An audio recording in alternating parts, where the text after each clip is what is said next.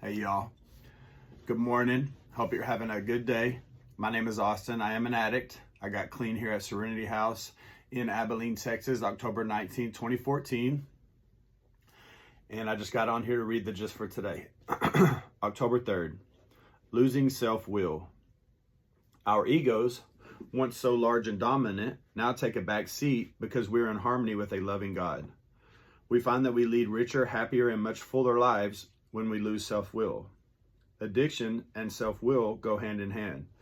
The unmanageability that we admitted to in step 1 was as much a product of our self-will as it was our chronic drug abuse.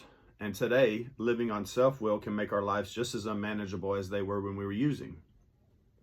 When our ideas, our desires, our demands take first place in our lives, we find ourselves in a constant conflict with everyone and everyone around us. Self-will reflects our reliance on ego. The only thing that will free us from self-will and the conflict it generates in our lives is to break our reliance on ego, coming to rely instead on the guidance and power offered us by a loving God. We are taught to consult spiritual principles, not our selfish desires, in making our decisions. We are taught to seek guidance from a higher power, one with a larger vision of things than our own. In doing this, we find our own lives meshing more and more easily with the order of things around us. No longer do we exclude ourselves from the flow of life, we become a part of it and discover the fullness of what recovery has to offer.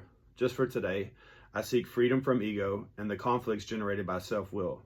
I will try to improve my conscious contact with the God of my understanding, seeking the guidance and power I need to live in harmony with my world.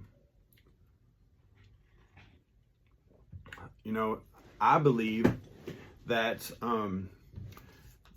this disease is progressive, incurable, and fatal.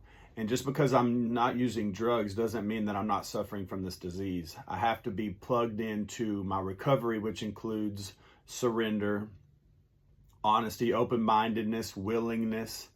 I need to believe in the step working process and surrender in step 1, believe that a power greater than myself can restore me to sanity, turn it over to him in the 3rd step and do my part.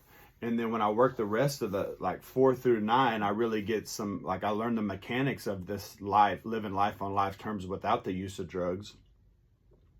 I should 4 through 10. And then in 11 and 12, I get to learn how to live life daily and live out my purpose, right? And that's to live the message of Narcotics Anonymous.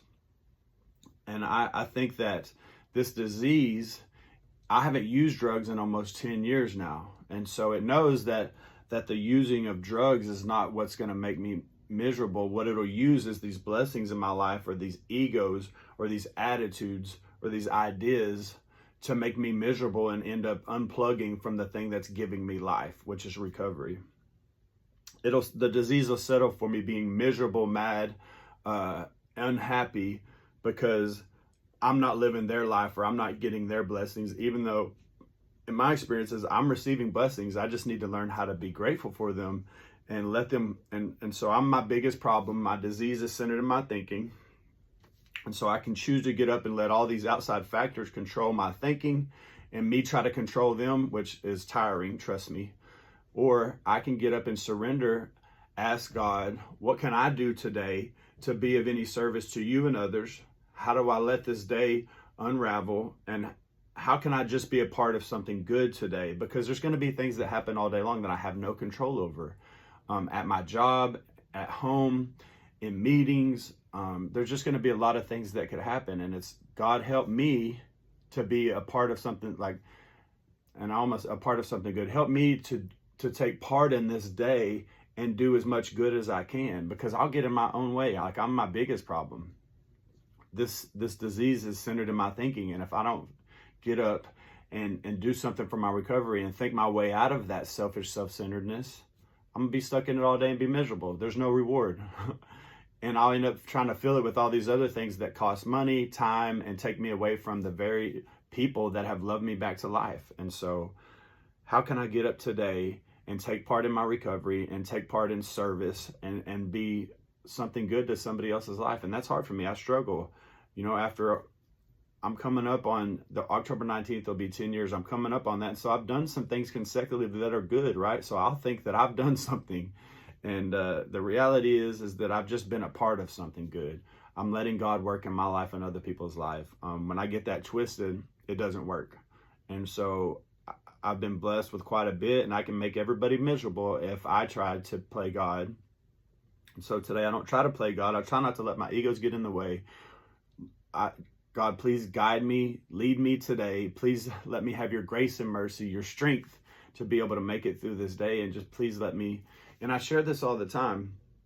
There's this void inside of me that I've tried to fill with drugs. Since I've gotten clean, I've tried to fill it with food, women, money, retail. I've tried all these different things. And to be really, I've gotten up, I've tried to fill or take away. I've gotten up in the morning and spent a lot of time with God, praying, meditating in the literature, reading other literature, listening to music. And I leave that feeling really good, but there's still this void here. The only time I forget about this void is when I'm in the process of listening, helping, loving on others. For that time that I'm spending with other people, I forget about this thing that's going on inside of me. And so I don't know about y'all, but I want to be free today. So I try to spend as much time as I can. The reality is that with this simple, selfish brain, it's not always a lot. Anyways, I hope that helped y'all. I hope that encourages you today. Thank y'all for tuning in. Have a good day. We'll see you tomorrow.